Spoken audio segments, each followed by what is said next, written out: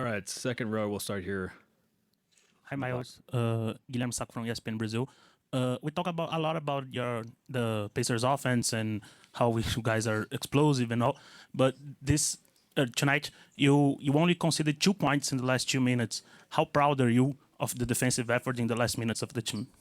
Our defense is something that we decided to hang our hat on about a year and a half ago. We knew we had to, if we ever wanted to be on this stage, it's something we had to tune up. So I think we did a good job in the last closing moments, but we still got a lot of work to do. And, even myself, I know I made a lot of mistakes tonight, but, that's the beauty of being on the stage. Once you make a mistake, you got to move right on because, it's just the game just moves so fast.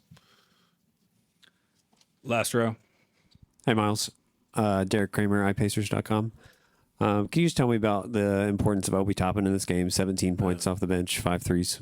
Man, it's just his confidence never shook. He started the game off with like 2 or 3 turnovers and whatnot, and he was able to make an impact. I think he started hit a couple threes right after that. Defensively, he was moving his feet. He's able to get out and run. So, he's someone that's very important, to our system. But I think it was a huge confidence boost for him, especially, game one. Right here in the first row on the right. Steve Ashburn, NBA.com. Knowing what you knew about Oklahoma City coming in and their defense and their propensity to force turnovers, by the end of that first half, were you guys disappointed in yourselves, more stunned at how that had gone in giving up the ball? Absolutely not. You just said it. We knew what this team was. I think that on this stage, you don't have time to be stunned. You don't have time to be disappointed. Again, you have to move on. We came in there knowing that we can be better. And, again, it was probably historically bad. I'm not sure what the record is, but, we weathered the storm. We were resilient and, we were able to find a way to win at the end. First row here on the left. Tim. Thank you. Myles, some guys might get one of those shots in a lifetime. Ty's had 4 in these playoffs in the last 1.4 or whatever. What's it been like to witness, and how do you explain it as somebody who's seen a lot in this league, what he does in that moment? Ultimate confidence in himself. And that is so, some players will say they have it, but there's other players that show it. And, he's going to let you know about it too. That's one of the things I respect about him. He's just he's a baller, man. He's a hooper. He's just really just a gamer. When it comes to them moments, like he wants the ball. He wants to be the one to, hit that shot. He doesn't shy away from the moment. And very important this time of the year, to have a go-to guy. And just seems to keep finding a way. And we keep getting the ball in the right positions. And, just the rest is history. Right in the middle. Myles, Minor Castillo desde la cancha. Would you like to have more touches in the low post, like a traditional pivot for the game too? I think for the way our offense is structured, it's 0.5 seconds. You see it, you have a decision, you try to make a decision. If you're not, you come off it. So, of course, I'm going to be down there battling and whatnot, but I also know that, when I'm facing the ball, there's 2 guys behind me at times, so I'm not seeing it's there. So I'm very patient with our offense. I think, the only thing I said was just stop throwing me bounce passes because, that's the only place, these guards can get the ball. So outside of that, nah, man, I think our team did a good job of making reads tonight and we continue to keep, rolling. Last row. Myles, Andrew Greif for the NBC News. You kind of mentioned earlier that you guys felt like after 19 first half turnovers, something changed and it wasn't maybe dramatic, but can you be a little more specific about to go from 19 in the first half to only 2 in the third quarter? Was there something you felt like you guys as a team did better at stopping what Oklahoma City was doing with the physicality, or how do you explain just the difference there? Just valuing possessions. I think that obviously this time of the year is so important. That this is a 1-point game tonight, so those possessions matter so much. I think our biggest thing is our response. You know what I mean? Like, we know things are going to go bad at times, things are going to go good, but you got to be even keel, just kaizen, just calm waters. You know what I mean? You just, to answer your question, I think that we just knew we had to value the ball a lot more. We started to put two hands, 2 eyes on the ball, whoever passing it, started to keep the ball high. Just all the elementary stuff. Sometimes that's what it's about in this game, is going back to fundamentals. So, yeah, chinning the ball, little stuff like that. Second row in the middle. Jordan Davis with Oklahoma. And Myles, you obviously had some struggles in there in the first half, but then in the second half, hit 2 big threes, late down the stretch in the fourth quarter. I mean, what was kind of the keys to get you going for that whole second half on both ends of the floor? And obviously, what was your biggest takeaway from what you were able to do there? Confidence. Supreme confidence in myself. I've worked my entire life to get to this stage, so there's no holding back. When I saw opportunities, I was going to be as aggressive as possible. And, I was able to hit, 2 big shots, or, whatever you want to call it. It's just supreme confidence in myself. Second row here on the right. Myles, you guys never get too high, never get too low. How much of that comes from Rick, and just where does that mentality come from? A lot of it does come from Rick. You know, he instills it in us. I think he's one of the better coach. He's not like a rah-rah guy, but like his speeches and stuff, you know, just his preparation, you know, gets us in tune. I think I like his overall mentality, you know, when it comes to getting us prepared for moments like such. And, you know, that's, again, I mean, that's what this time of the year is about. Someone who's actually been there before, 6 times to be exact. First row here in the middle. Brad Parker, The Score. Myles, you put out that tweet nearly 12 years ago to the day saying, what if the Pacers win it all? Yeah.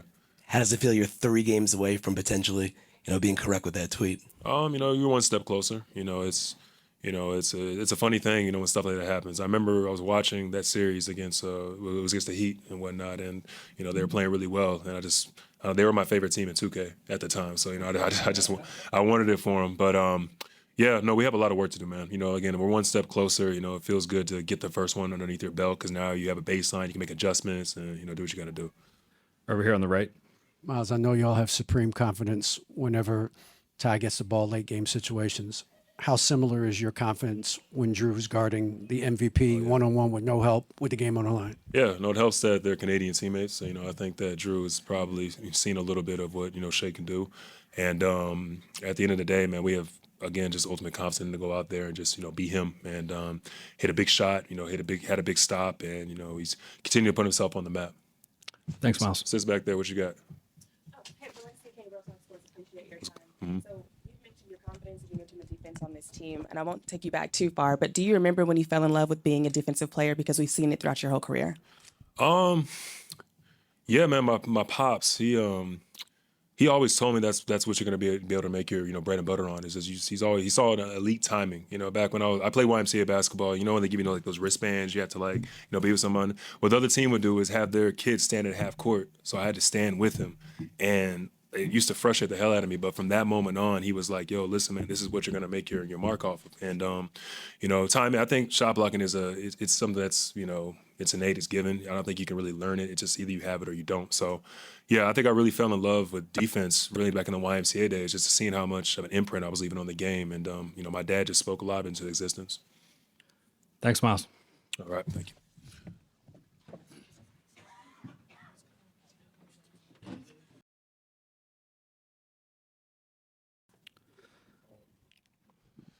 All right, second row here, right here on the right.